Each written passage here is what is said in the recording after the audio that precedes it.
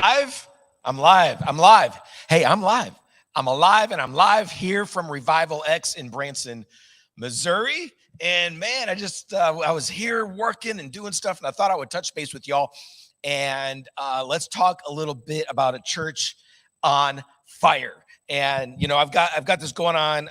Let's see, Facebook and YouTube, but all of the computer's over there, and so I don't know how good I'm going to be at seeing comments. I'm looking at Facebook comments right now, so I don't know. But let me just put this down for now, and I want to invite you to dive into the fire. Man, we're in a time right now where we can't play games anymore. We need the fire of God to rage in us, to burn in us, to rock us. No more church as usual. Come on. We need to see an explosion of the Spirit of God in our lives and our churches. And if you're in the Branson area, definitely check us out here at Revival X. Every Tuesday night starts at 6:00, and we're going hardcore in intercession. Man, the Bible talks about groans that can't be uttered, is what it says. And, there's a lifestyle, and there's a lifestyle in the Spirit. There's a lifestyle in the supernatural that's really different. It's radically different than what we experience on a regular basis in the church, in this nation. So much of it, oh my gosh, so much of it is just toned down and chilled out and marginalized. And because I don't know what are we afraid of? Are we afraid of the fire? Are we afraid of losing people because they're going to freak out when they see supernatural activity in a church? And I'm telling you what, we need an Azusa level outpouring. We've got to have it. And we're in a time now, like everything that's going on around the world, everything that's happening, in Israel, and everything's ramping up. And here we are at the end of the age. And we need an Azusa level, even greater than Azusa level outpouring of the Spirit of God. Our churches can't just be family style gatherings. We can't do that. We can't be just kind of gathering and making friends and, focusing on kind of relationships, and relationships are great. But churches that focus on relationships as a primary don't ever end up in the place of fire. But if you focus on the fire, you won't focus on the battle. You focus on equipping and training, focus on going to war, piercing the darkness. That's your call. In that place, friendships are definitely forged in the fire. But we can't focus on this, on all of this stuff that we've been focusing on. There's so much, man, that churches are doing. There's so many great churches out there, but there's a lot of them. They're focusing on kind of the middle ground, and they don't want to freak people out, and they don't want it to get too crazy, and they don't want it to be too insane, and they don't want it to be too intense. They don't want that, right? They don't want that, because they know, pastors know that most people don't want that. Most normal, regular, run-of-the-mill folks, it's true, they don't want that. They want to be able to come into an environment where it's kind of comfortable and familiar and a little bit natural, and it's not too crazy and weird and strange. I get that. I understand that. I don't want there to be all sorts of crazy, weird, unnecessary, strange stuff. But I'm telling you, man, we are so far below the bar, way below the bar, where God's calling us to live. Because when authentic Spirit of God, supernatural outpouring stuff happens, it gets crazy. It gets weird. It gets strange. You turn up the thermostat, the fire gets hotter. It gets more intense. The fire gets more threatening, right? When that happens, you better know that people are going to be rocked by God. I'm sitting here, here we are. I'm hanging out here with Eva. She's over on the other side of the camera. And we're just hanging out here today, doing some work and get some stuff done. And we're here in this little equipping place and prayer place. And I simply don't want this place to be a place that's like church as usual. I don't ever want that. we've got to see the fire of God hit. I mean, the real stuff, man, the real stuff. So we're calling in intercessors, we're calling in the hungry, we're calling in prayer warriors, we're calling in the prophetic. We want those who are many who are maybe mature in the Lord, and they're going to bring, strength and wisdom and discernment, and they're going to help us dig this well here in this region. And there's others that are brand new and they've never experienced this kind of stuff, but they're hungry and they want God. And so we're calling these types of people in, but people who are not going to check out the moment things get a little bit intense, people that are not going to shrink into the back corner, looking for a safe, happy little comfort zone when things get a little hot. We have got to give God permission to do everything he wants. We've got to let him do that.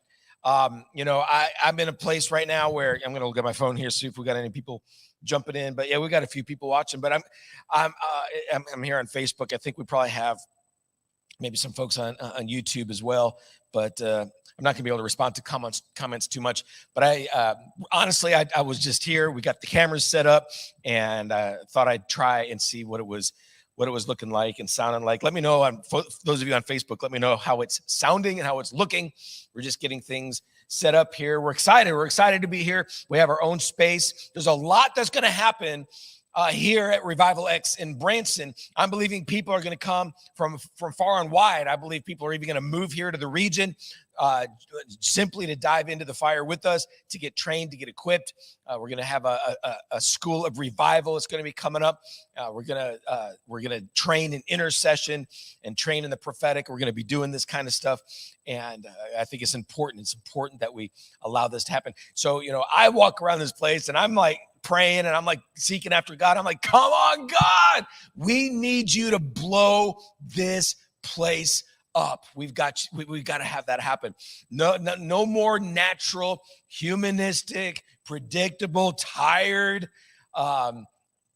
church. No more. We've got to have the supernatural invasion of the Spirit of God. I'm hungry for it. I know so many people out there are hungry for it.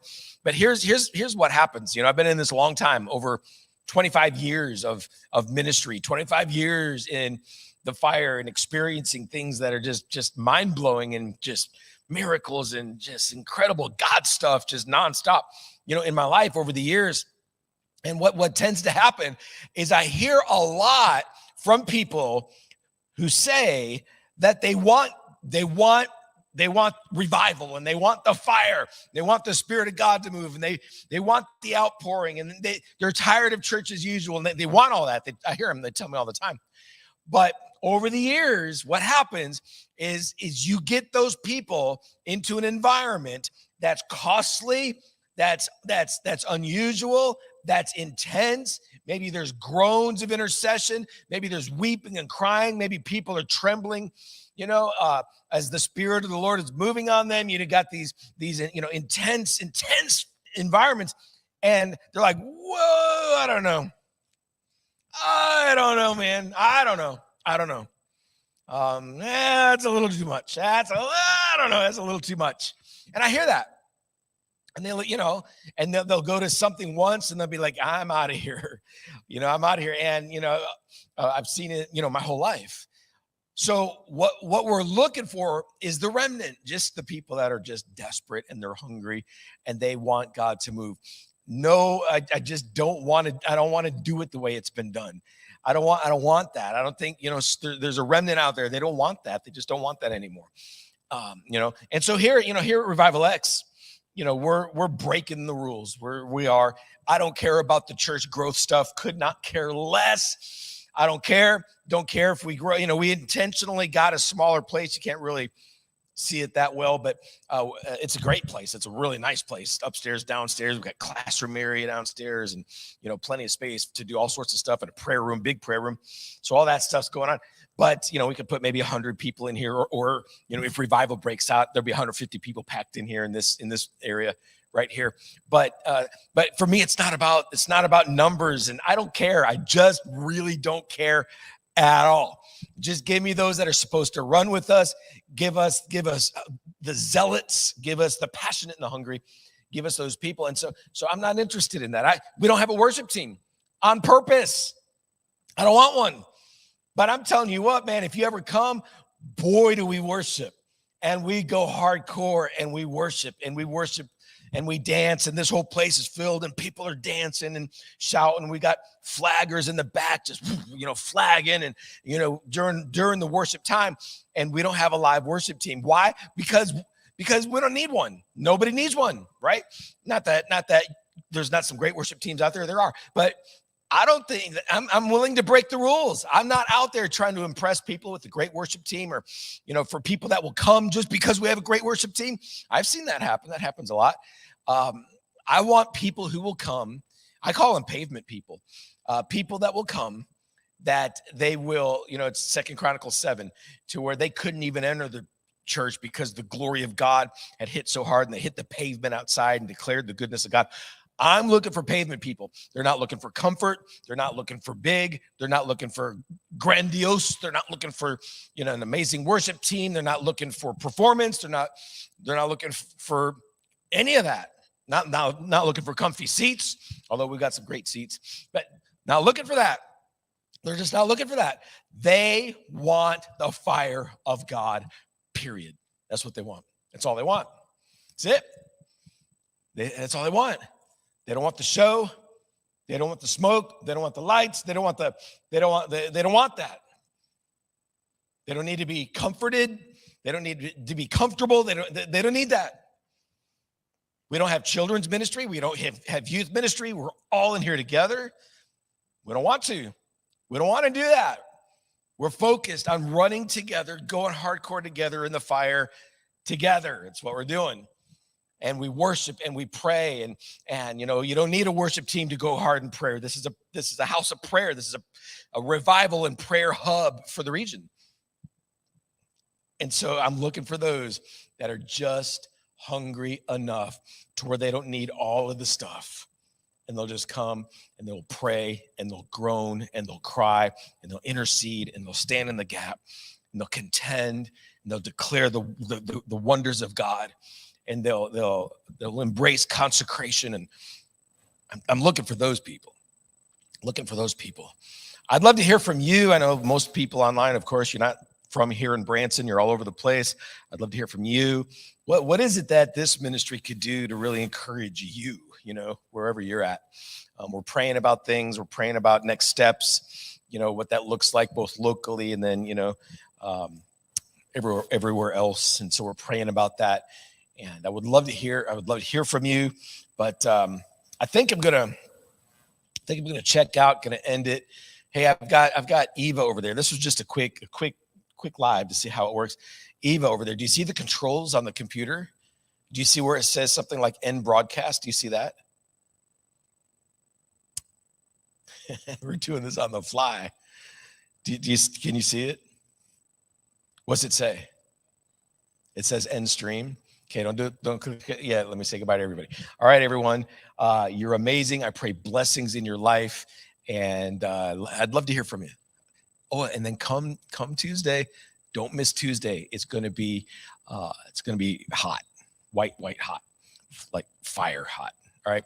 See you Tuesday night, or I'd love to hear from you. All right, click the button, Eva.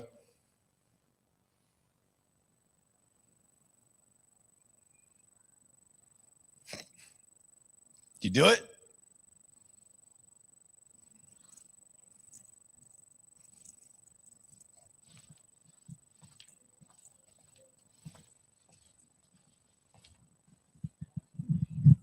Oh, you didn't. It's right there. Where'd the mouse go? Hello. What happened? I don't know. We're still alive. Oh, there's the mouse. We're still live, everybody.